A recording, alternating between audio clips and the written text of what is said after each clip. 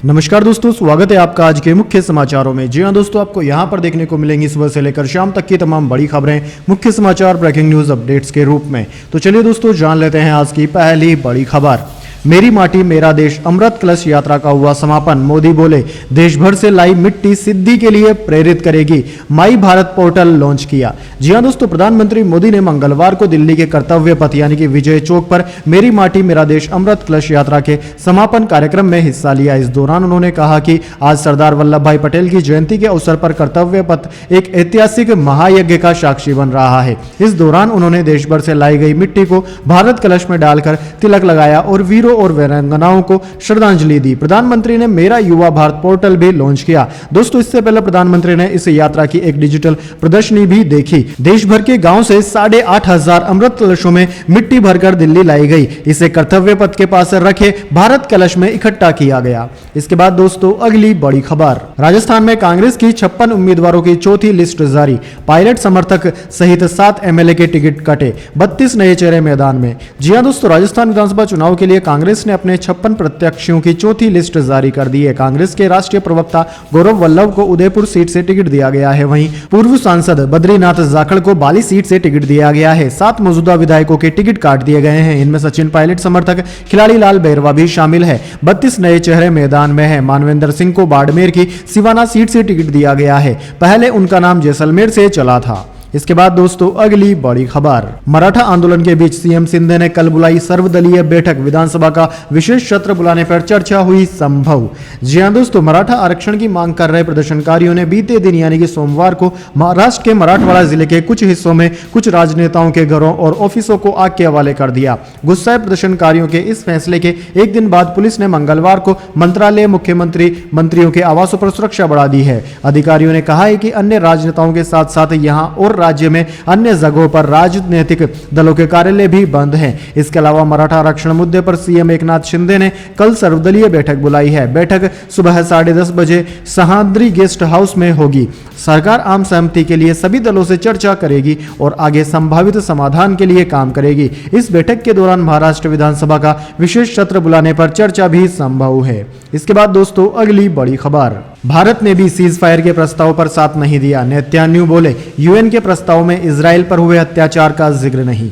जी हां दोस्तों, Israel Hamas जंग के बीच जॉर्डन ने यूएन में मानवीय संकट का हवाला देते हुए सीज फायर की मांग की थी। इसके लिए उसने एक प्रस्ताव भी पेश किया था जो पास हो गया था। इस प्रस्ताव में इजराइल पर हमास के हमले का कोई जिक्र नहीं था। भारत ने इस रिजोल्यूशन पर वोटिंग नहीं की थी। अब इस मामले में इजरायली प्रधानमंत्री नेतन्याहू की प्रतिक्रिया सामने आई है। उन्होंने कहा है कि मुझे अफसोस है कि हमारे कई दोस्तों ने भी इस बात को नहीं उठाया कि इस प्रस्ताव में खामियां हैं। उन्होंने यह नहीं कहा कि इसमें इजराइल में हुए अत्याचार का जिक्र नहीं किया गया है। ऐसे अत्याचार को कोई भी सभ्य देश स्वीकार नहीं करेगा। मैं उम्मीद करता हूं कि अब दोबारा इस तरह का प्रस्ताव देखने को नहीं मिलेगा।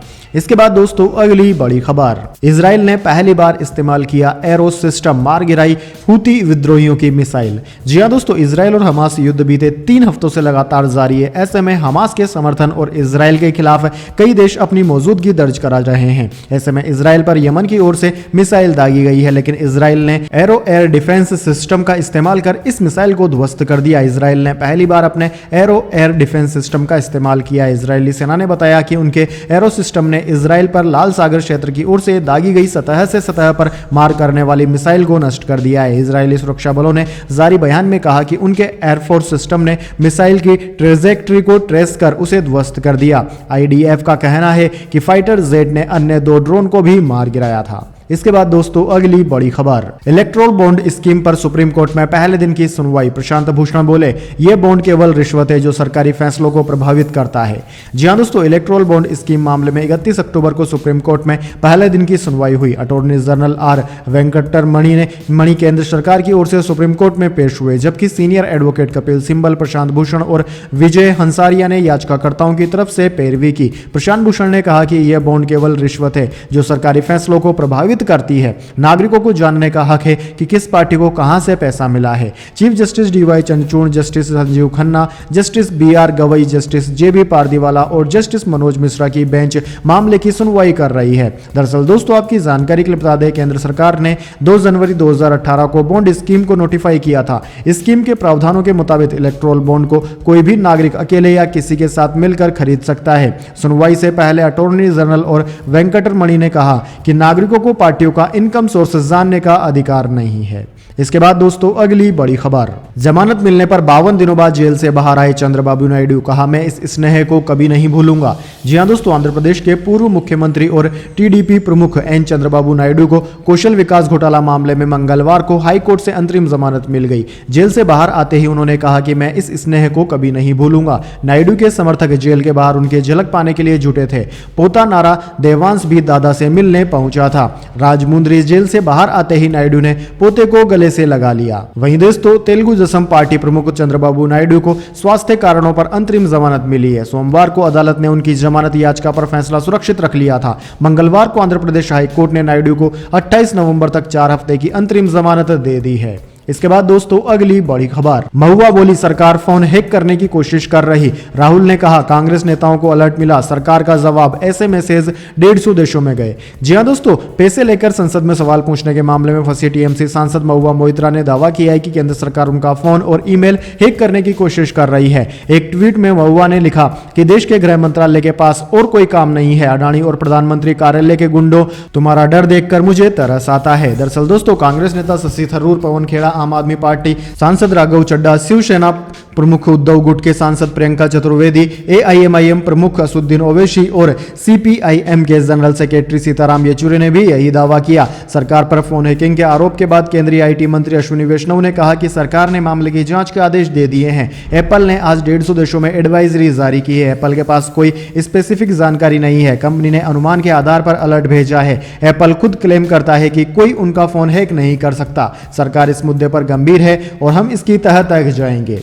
इसके बाद दोस्तों, अगली बड़ी खबर, शाहीन शाह अफरीदी ने रचा इतिहास, ऐसा धमाका कर बना दिया वर्ल्ड रिकॉर्ड, विश्व क्रिकेट में मचाया तहलका। जी हां दोस्तों, बांग्लादेश के खिलाफ मैच में तंजीद हसन को आउट करते ही शाहीन शाह अफरीदी ने वनडे में अपने 100 विकेट पूरे कर लिए। शाहीन शाह अफरीदी वनडे क्रिकेट में सबसे तेज 100 विकेट हासिल करने वाले तेज गेंदबाज बन गए हैं। शाहीन ने मिचेल स्टार्क का रिकॉर्ड तोड़ दिया है। स्टार्क ने 52 मैच में 100 विकेट हासिल किए थे। वहीं शाहीन ने ऐसा कारनामा सिर्फ 51 मैच में कर दिखाया है। ओवरऑल वनडे में सबसे तेज 100 विकेट लेने वाले गेंदबाज का रिकॉर्ड संदीप लामिछाने के नाम है। संदीप लामिछाने ने 42 मैच में 100 वनडे विकेट हासिल किए हैं। इसके बाद दोस्तों, अगली बड़ी खबर, पंजाब में आम आदमी पार्टी MLA पर ED की रेड, माहौली, अमृतसर, जालंधर में घर दफ्तर में जांच, ड्रग केस में मनी लॉन्ड्रिंग और शराब घोटाले से जुड़े हैं तार। जी हां दोस्तों, पंजाब के मोहाली से आम आदमी पार्टी के MLA विधायक कुलवंत सिंह के घर व दफ्तर में मंगलवार सुबह परिवर्तन निर्देशालय यानी कि ED की रेड हुई। ED की टीमें माहौली के अलावा पंजाब और राजस्थान के 12 लोकेशंस पर एक साथ गई। इस रेड के तार नवंबर 2022 में 20 किलो हेरोइन के साथ पकड़े गए अक्षय छाबड़ा से जुड़ रहे हैं। अभी तक अधिकारियों की तरफ से पुष्टि नहीं की गई है कि किस मामले में यह रेड की गई है। हालांकि दोस्तों, एक न्यूज एजेंसी के मुताबिक यह रेड ड्रग से जुड़े मनी लॉन्ड्रिंग के मामले में हुई है। ED की यह कार्रवाई पंजाब पुलिस की तरफ से दर्ज नारकोटिक्स और ड्रग्स से जुड़े किसी केस के बाद मनी लॉन्ड्रिंग को लेकर हुई है। इसके बाद दोस्तों, अगली बड़ी खबर, दिल्ली का दम घोट रही जहरीली हवा, आसमान में छाई धुंध की चादर, कई इलाकों में AQI 400 के पार। जी हां दोस्तों, दिल्ली NCR में वायु प्रदूषण ने चिंता बढ़ा दी है। एयर क्वालिटी इंडेक्स यानी कि AQI पूरी तरह डैमेज हो गई है। हवा की गति कम होने से वायु गुणवत्ता बेहद खराब कैटेगरी में पहुंच गई है। दिल्ली में कई इलाकों में AQI 400 के पार है। देश भर के 221 शहरों में दिल्ली का AQI 6ठे स्थान पर है। अक्टूबर में NCR के मुकाबले पहली बार दिल्ली में सोमवार को हवा बेहद खराब रही। मंगलवार को दिल्ली की हवा समग्र रूप से बेहद खराब कैटेगरी में दर्ज की गई। दिल्ली के बाद ग्रेटर नोएडा की हवा सबसे अधिक प्रदूषित रही। कमोपेश यही स्थिति पूरे सप्ताह तक बनी रहने का अनुमान है। दोस्तों, दीपावली से पहले ही दिल्ली धीरे धीरे गैस चैम्बर की ओर बढ़ रही है। पराली जलाने और वाहनों और फैक्ट्रियों का धुआं हवा में घुल रहा है। ऐसे में हवा की गति कम होने से प्रदूषण के कण हवा में ठहर रहे हैं, जिससे वायु में प्रदूषण लगातार बढ़ता ही जा रहा है और AQI कई जगहों पर 400 को पार कर चुका है, जो कि बेहद ही गंभीर श्रेणी का माना जाता है, जो कि एक स्वस्थ व्यक्ति को बीमार करने के लिए पर्याप्त माना जाता है। इसके बाद दोस्तों अगली बड़ी खबर, मेन्यू में बिरयानी नहीं, पाकिस्तानी टीम का डिनर से इनकार, होटल के बाहर से ऑनलाइन ऑर्डर कर मंगवाया खाना, अकरम की चेतावनी भी नहीं मानी। जी हां दोस्तों, वर्ल्ड कप 2023 में पाकिस्तानी टीम का बिरयानी प्रेम खूब सुर्खियां बटोर रहा है। टीम टूर्नामेंट से बाहर होने की कगार पर है और जमकर आलोचनाएं झेल रही है, लेकिन खिलाड़ियों का बिरयानी से लगाव कम होता नहीं दिख रहा है। ताजा मामला कोलकाता में आया, जहां पाकिस्तानी टीम ने होटल में डिनर करने से केवल इसलिए मना कर दिया क्योंकि मेन्यू में बिरयानी शामिल नहीं थी। मीडिया रिपोर्ट्स में दावा किया गया है कि पाकिस्तानी क्रिकेट टीम ने एक फूड डिलीवरी ऐप के जरिए छाप, फिरनी, कबाब, शाही टुकड़ा और बिरयानी का ऑर्डर किया। इस मामले में टीम की मीडिया सेल से कोई बयान सामने नहीं आया है। पाकिस्तान की टीम 2 दिन पहले ही कोलकाता पहुंची थी, यहां उसका आज बांग्लादेश के साथ मुकाबला हो रहा है। वहीं दोस्तों, इससे पहले टीम ने हैदराबादी बिरयानी का लुत्फ उठाया था। टीम ने वहां प्रैक्टिस मैच खेले और पहले 2 वर्ल्ड कप मुकाबलों में नीदरलैंड और श्रीलंका पर जीत भी हासिल की। इसके बाद दोस्तों अगली बड़ी खबर, मुकेश अंबानी को 4 दिन में तीसरी धमकी मिली, मांग की रकम बढ़ाकर 400 करोड़ हुई। ईमेल भेजने वाले ने कहा देश के बेस्ट शूटर से मरवाएंगे। जी हाँ दोस्तों, देश के सबसे अमीर शख्स और बिजनेसमैन मुकेश अंबानी को 4 दिन के अंदर जान से मारने की तीसरी धमकी मिली है। मुकेश अंबानी को 27 और 28 अक्टूबर को धमकी मिलने के बाद सोमवार 30 अक्टूबर को फिर धमकी मिली। गामदेवी पुलिस ने बताया कि सोमवार सुबह मुकेश अंबानी को कंपनी मेल आईडी पर एक ईमेल आया। इसमें 400 करोड़ रुपए की मांग की गई। मांग पूरी न करने पर उन्हें जान से मारने की धमकी मिली। इसके पहले शुक्रवार 27 अक्टूबर की शाम इसी मेल पर 20 करोड़ और शनिवार 28 अक्टूबर को 200 करोड़ की मांग की गई थी। दोस्तों, मेल में कहा गया है कि देश के बेस्ट शूटर्स से उनको मरवा दिया जाएगा। पुलिस के मुताबिक उसी अकाउंट से आए मेल में लिखा है कि हमारे ईमेल का जवाब नहीं मिला, इसलिए अब रकम 200 करोड़ है। यह नहीं मिला तो डेथ वारंट पर साइन तय समझो। इससे पहले 27 अक्टूबर को भेजे गए पहले धमकी भरे ईमेल में लिखा था, if you don't give us 20 crore rupees we will kill you, we have the best shooters in India. यानी कि अगर तुमने हमको 20 करोड़ रुपए नहीं दिए तो हम तुमको मरवा देंगे, हमारे पास देश के बेस्ट शूटर्स हैं। इसके बाद दोस्तों जाने अगली बड़ी खबर, लेकिन उससे पहले मेरी आपसे एक छोटी सी रिक्वेस्ट है, अगर दोस्तों आपको अभी तक हमारी न्यूज़ पसंद आई है तो उसे एक छोटा सा लाइक जरूर दे दीजिए, और अगर आपको पसंद नहीं आई है तो बेशक आप डिसलाइक भी कर सकते हैं, लेकिन दोस्तों लाइक और डिसलाइक जरूर कीजिए, क्योंकि दोस्तों यही हमारी मेहनत का फल होता है और इसी से हमें पता चलता है कि आपको हमारी वीडियोज़ पसंद आ रही है या नहीं। तो चलिए दोस्तों जान लेते हैं आज की अगली बड़ी खबर। 64,000 के नीचे आया सेंसेक्स, 237 अंक फिसलकर 63,874 पर बंद। बैंकिंग और ऑटो शेयर्स में रही गिरावट। जी हां दोस्तों, शेयर बाजार में मंगलवार को गिरावट देखने को मिली। सेंसेक्स 237 अंक फिसलकर 63,874 के स्तर पर बंद हुआ। वहीं निफ्टी में भी 61 अंक की गिरावट रही है, 19,079 के स्तर पर बंद हुआ। सेंसेक्स के 30 शेयरों में से 16 में तेजी और 14 में गिरावट देखने को मिली। वहीं दोस्तों रियल्टी, पीएसई और फर्टिलाइजर शेयरों में खरीदारी रही, जबकि मिड कैप और स्मॉल कैप इंडेक्स बढ़त पर बंद हुए। फार्मा, बैंकिंग और आईटी शेयरों में बिकवाली रही, जबकि ऑटो सेक्टर में दबाव रहा। वहीं दोस्तों बात करें निफ्टी 50 के टॉप गेनर और टॉप लूजर स्टॉक्स की, तो दोस्तों आज निफ्टी 50 के टॉप गेनर्स में एसबीआई लाइफ, टाइटन और एचडीएफसी लाइफ रहे, जबकि निफ्टी 50 के टॉप लूजर्स में सन फार्मा, महिंद्रा एंड महिंद्रा और आइसर मोटर्स रहे। इसके बाद दोस्तों अगली बड़ी खबर, आतंकवादियों के हमले में हेड कांस्टेबल शहीद। जम्मू कश्मीर के बारामूला में घर में घुसकर मारी गोली, 3 दिनों में तीसरी वारदात। जी हां दोस्तों, जम्मू कश्मीर के बारामूला में आतंकवादियों के हमले के चलते एक पुलिसकर्मी गुलाम मोहम्मद डार शहीद हो गए। आतंकवादियों ने वेल्लू कालपोरा गांव में उनके घर में घुसकर गोलीबारी की थी। डार पुलिस में हेड कांस्टेबल के रूप में तैनात थे। अज्ञात आतंकवादियों के हमले से गुलाम मोहम्मद डार गंभीर रूप से घायल हो गए थे। उन्हें इलाज के लिए एसडीएच तंग मार्ग ले जाया गया था। गंभीर रूप से जख्मी डार ने वहां जाकर दम तोड़ दिया।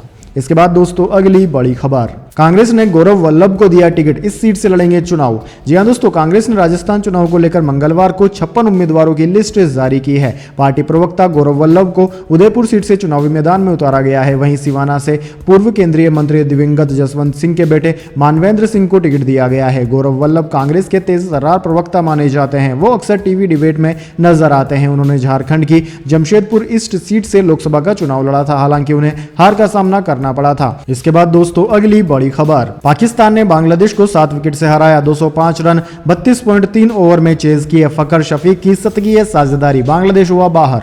जी हां दोस्तों, पाकिस्तान ने वर्ल्ड कप 2023 में लगातार 4 हार के बाद जीत हासिल की है। टीम ने बांग्लादेश को 7 विकेट से हरा दिया। पाकिस्तानी बल्लेबाजों ने 205 रन का टारगेट 32.3 ओवर में 3 विकेट खोकर ही चेज कर लिया। ओपनर फकर जमान ने 81 और अब्दुल्लाह शफीक ने 68 रन की पारियां खेली।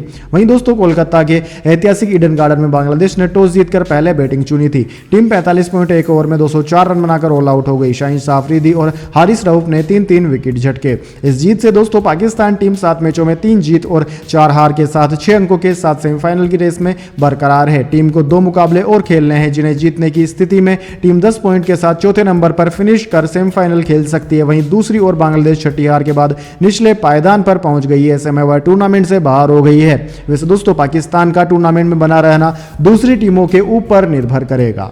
इसके बाद दोस्तों अगली बड़ी खबर, 1 नवंबर से खुलेगा जियो वर्ल्ड प्लाजा। 7.50 लाख वर्ग फुट क्षेत्र में फैला हुआ है यह मॉल। इसमें होंगे दुनिया के बेस्ट ब्रांड्स के शॉप।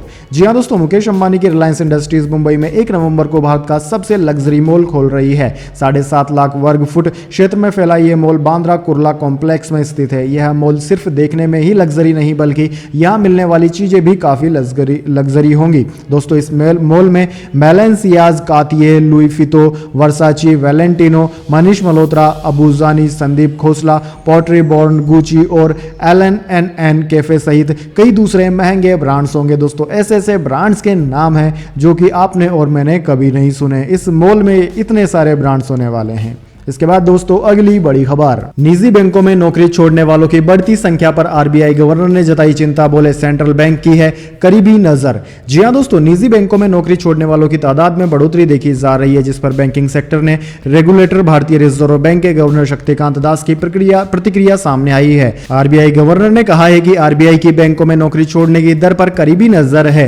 उन्होंने कहा कि निजी क्षेत्र के कुछ बैंकों में नौकरी छोड़ने वालों की संख्या में ज्यादा बढ़ोतरी देखने को मिल रही है। दरअसल दोस्तों पिछले कुछ समय में निजी क्षेत्रों के बैंकों में नौकरी छोड़ने जाने वाले कर्मचारियों की संख्या में बड़ी बढ़ोतरी आई है। ज्यादा सेल्स टारगेट, ग्रोथ की सीमित क्षमताएं, वर्क पैलेस में सीनियर का खराब व्यवहार और लॉन्ग वर्किंग घंटों और प्रमोशन में देरी के चलते बैंक कर्मचारियों के नौकरी छोड़ने की तादाद बढ़ रही है और यह सबसे ज्यादा युवा बैंक कर्मियों में देखने को मिल रहा है। पिछले दिनों सोशल मीडिया में एक बैंक में सीनियर अधिकारी का जूनियर कर्मचारी के साथ व्यवहार का मामला भी सामने आया था। इस पर RBI ने एक रिपोर्ट जारी की है। इस पर दोस्तों RBI ने कहा है कि उनकी नजर निजी बैंकों पर है। इसके बाद दोस्तों अगली बड़ी खबर, दुनिया भर में धूम मचा रही है विजय थलापति की फिल्म। 540 करोड़ के पार हुआ लियो का वर्ल्ड वाइड कलेक्शन। जी हां दोस्तों, बॉक्स ऑफिस पर लियो का जलवा कायम है। फिल्म अपनी रिलीज के पहले दिन से ही बॉक्स ऑफिस पर धमाल मचा रही है। फिल्म न सिर्फ घरेलू बॉक्स ऑफिस पर शानदार कमाई कर रही है, बल्कि वर्ल्ड वाइड भी धांसू कलेक्शन कर रही है। दोस्तों आपकी जानकारी के लिए बता दें, विजय थलापति की फिल्म दुनिया भर में 540 करोड़ से ज्यादा का कलेक्शन कर चुकी है। घरेलू बॉक्स ऑफिस पर लियो 300 करोड़ का आंकड़ा पार कर चुकी है। फिल्म ने 12 दिनों में 307.95 करोड़ रुपए कमाए। वहीं दूसरी तरफ फिल्म ने वर्ल्ड वाइड भी 543.35 करोड़ रुपए का कलेक्शन कर लिया है। वैसे दोस्तों कमेंट करके बताइए कि आपने लियो देखी है या नहीं। तो दोस्तों यह थी आज की तमाम बड़ी खबरें। इसके बाद दोस्तों बारी आती है आज के माइंड क्विज क्वेश्चन की। जी हां दोस्तों, एक आसान सा सवाल का जवाब देकर आप जीत सकते हैं एक अमेजिंग सरप्राइज गिफ्ट हमारे यूट्यूब चैनल की ओर से। तो दोस्तों आज का सवाल आपकी स्क्रीन पर आ चुका है, जनसंख्या की दृष्टि से तीसरा सबसे बड़ा देश कौन सा है। जी हां दोस्तों, अगर आप जानते हैं कि जनसंख्या यानी कि पॉपुलेशन की दृष्टि से तीसरा सबसे बड़ा देश कौन सा है, तो जल्दी से उस देश का नाम कमेंट बॉक्स में लिख दीजिए। अगर दोस्तों आपका जवाब होता है एकदम सही और आप चुन जाते हैं लकी विजेता के रूप में, तो आपको मिल सकता है एक सरप्राइज गिफ्ट हमारे यूट्यूब चैनल की ओर से। तो दोस्तों जल्दी से अपना उत्तर कमेंट बॉक्स में लिख दीजिए, वीडियो को लाइक कर लीजिए और चैनल को सब्सक्राइब करके बेल आइकन भी दबा लीजिए। धन्यवाद। वंदे मातरम। जय हिंद, जय भारत।